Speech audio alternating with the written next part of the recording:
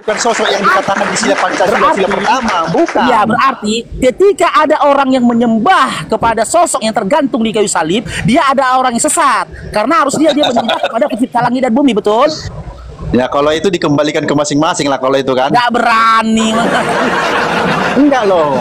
Karena kan Loh, kalau kenapa Anda sih tidak menerjemahkan seperti sembahnya itu, Dinda. Laki-laki hitam katakan hitam, putih katakan putih. Saya tidak membahas orang, tapi aku bertanya ke kamu mengenai pendapatmu. Laki-laki itu tegas. Gini aja lah. Laki-laki ngomong, kalau dibilang itu menurutmu siapa itu salah nggak? Laki bilang salah, habis. iya. Kalau aku bertanya sama laki-laki salah, ini kalau laki-laki ke perempuan-perempuan.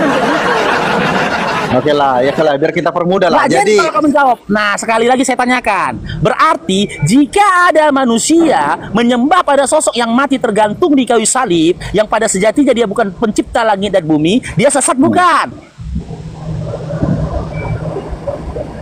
Sesat bukan? Oke lah, biar gampang sama Bang Faruk, sesat lah kita bilang sesat. Sesat. Sesat.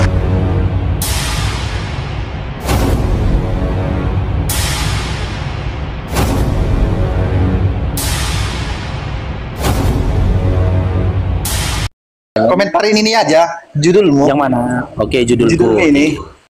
Langsung ya pada judul ya. Di dalam Kejadian 6 nomor 6 kan di situ dikatakan Tuhanmu menyesal dan hatinya pilu karena telah menciptakan manusia.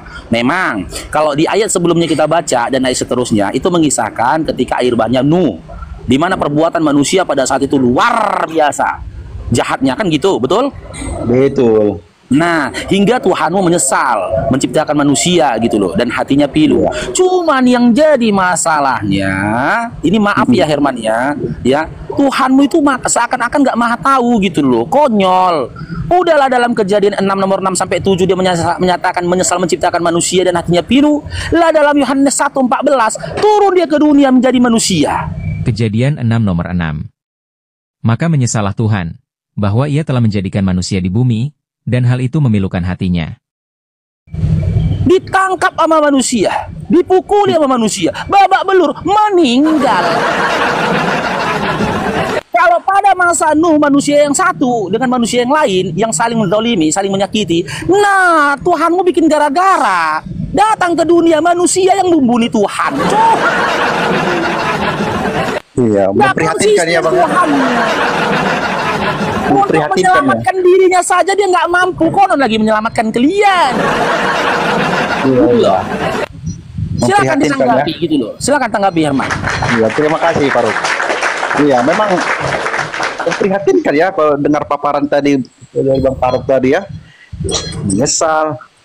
Terus datang ke dunia, ditombak sama Romawi. Dituhankan pula. Dibilang Tuhannya dua, enggak, satu. Dibilang enggak, aku nggak bahas itu, tentang Tuhanmu 2, 3, 5 nggak bahas itu.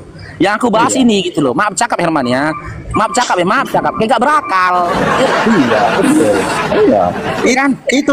Itulah yang bikin kayak Bang Faruk ini jadi mualaf ya kan? Karena kayak gitu. Nggak ada tertulis di Alkitab, tapi itu yang disampaikan. Yesus nggak pernah ngaku God, tapi Oten bilang dia God, yang Maha Kuasa, yang Esa. Mana? Akhirnya Faruk jadi mualaf. Itu bukan salah Bang Faruk. Dinda, jangan lari kemana-mana. Tema kita dulu, gitu loh. Ya? Iya, itu kan. Menurutmu Tuhanmu di dalam Kejadian 6 nomor 6 sampai 7 dia nyesal menciptakan manusia. Di dalam Yohanes 1 nomor 14 kalian imani firman telah menjadi manusia, Tuhan jadi manusia. Malah ketika dia jadi manusia, penyesalannya itu seakan-akan semakin parah. Karena apa? Karena dia ditangkap, dipukuli, bunyak metong. Iya, Bang Faruk ini nggak sabar. Itu di situ juga nanti ku jawab. Ya, silakan. Jadi Bang Faruk yang kusayangi, ya, di kejadian tadi menyesal. Memang begitulah narasinya di Alkitab LA itu ya kan, menyesal katanya. Tapi kita nggak tahu yang bahasa aslinya seperti apa ya. Aku belum pernah riset pula itu bahasa aslinya bagaimana. Ya, tapi katakanlah menyesal ya. Kenapa emang? Ya memang begitulah faktanya, menyesal beberapa kali itu kan Tuhan yang Maha Kuasa mau menghabisi manusia. Tapi ada apanya, istilahnya kayak Abraham kan, kayak Musa waktu itu Tuhan mau menghabisi semua orang Israel, saking kesalnya gitu kan. Datang ke Musa bilang, Tuhan, mending kau hapus saja nama aku dari kitab kehidupan itu kalau mau kau musnahkannya orang Israel ini. Akhirnya Tuhan dia mikir lagi kan, ya sudahlah, nggak jadilah aku musnahkan Israel. Tapi kau uruslah itu bagus-bagus itu orang Israel itu. Gitu kira-kira. Memang itu faktanya di Alkitab, aku nggak menyangkal itu. Tapi yang salah Bang Faruk mengatakan Yesus adalah Tuhan, itu abang kemakan doktrin yang disebar dari zaman dahulu kala sampai sekarang. Disclaimer dulu teman-teman. Perdebatan antara mualaf yaitu Bang Faruk versus Pendeta Herman ini terjadi di live room dari Bang Faruk mualaf. Ketika itu Pendeta Herman naik dan lalu sanggup berdebat dengan Bang Faruk. Nah teman-teman, nantikan keseruan berikutnya yang mana Pendeta Herman mengakui bahwa orang yang menyembah makhluk yang mati terkutuk di tiang salib itu adalah sesat. Statement itu diucapkan oleh orang Kristen sendiri yaitu Pendeta Herman. Saya tidak bilang Yesus loh Dinda, ya Allah. Ya, tadi kan Yohanes 1 itu kan bicara Di Yesus. situ kan manusia. Iya, Yohanes 1 itu bicara Yesus, tidak bicara yang lain-lain. Nah, kamu yang bilang kan, bukan saya kan. Ya, tapi kamu yang bilang kan, bukan saya yang bilang kan. Emang. Nah, makanya Bang Faruk itu meluruskan.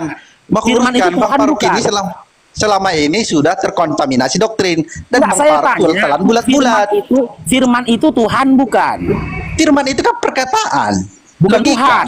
Hikmat, kebijaksanaan itu kata benda kan? Kata benda Ya, berarti bukan Tuhan ya. Firman ya, itu bukan Tuhan ya. Oke. Berarti tuh dalam iman kalian Kristen, Tuhan itu nggak pernah turun ke dunia jadi manusia kan? Nah, Tuhan yang kita pakai di sini kan sesuai KBBI kan? Bukan sesuai KBBO. Nah, kalau sesuai KBBI kan yang Maha Kuasa, iman kalian, Tuhan itu nggak pernah turun ke dunia jadi manusia kan? Gini Bang Faruk, biar kau jadi Bang Faruk cara diskusi yang baik dan benar dan terarah.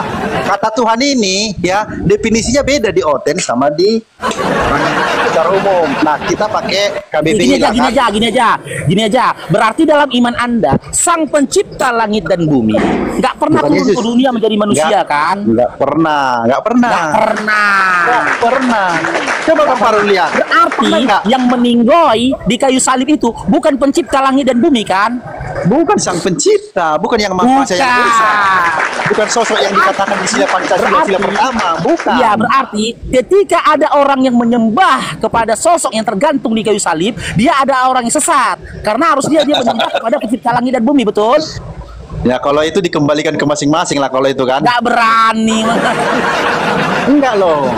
Karena kan kalau aku menerjemahkan sembahnya itu, laki-laki hitam katakan hitam, putih katakan putih. Saya tidak membahas orang, tapi aku bertanya ke kamu mengenai pendapatmu.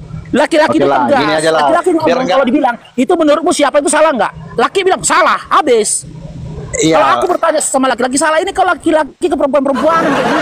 Oke lah, biar kita permudah lah. Jadi kalau kamu jawab, nah sekali lagi saya tanyakan, berarti jika ada manusia menyembah pada sosok yang mati tergantung di kayu salib, yang pada sejatinya dia bukan pencipta langit dan bumi, dia sesat bukan?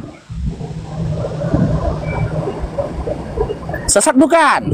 Oke lah, biar gampang sama Bang Faruk, sesat lah kita bilang sesat. Sesat. Ternyata. Ya teman-teman, itulah inti dari perdebatan antara Bang Faruk mualaf versus Pendeta Herman. Yang mana akhirnya Pendeta Herman mengakui bahwa ternyata orang yang menyembah makhluk terkutuk yang mati di tiang salib itu adalah sesat. Sekali lagi ini adalah statement atau jawaban dari Pendeta Herman atas pertanyaan Bang Faruk. Si Herman Parr yang sejatinya adalah iman Kristen telah menyatakan Kristen yang lain jika menyembah kepada Yesus yang tergantung di kayu salib mereka adalah orang-orang sesat. Benar kata dia. Seperti kalau kita korelasikan ya di dalam kitab 2 Yohanes 1 nomor 7 di mana di situ dikatakan si penyesat dan antikristus itu tidak percaya, yang tidak percaya kalau Yesus itu manusia. Kalau jadi Yesus manusia. Jadi manusia, ya bisa juga. Jadi manusia nggak mungkin jadi manusia, jadi rempel nggak aja. Boleh lah, boleh. Poinnya Bang Faruk. Poinnya begitu, bener kata si Herman Parr. Si Herman Parr pemahamannya sesuai dengan Bible. Memang Yesus itu manusia, bukan pencipta langit dan bumi. Dan dia sudah menyatakan orang-orang yang menyembah kepada Yesus yang tergantung di kayu salib itu adalah orang-orang yang sesat. Bukan aku yang bilang ya, Herman Parr ya.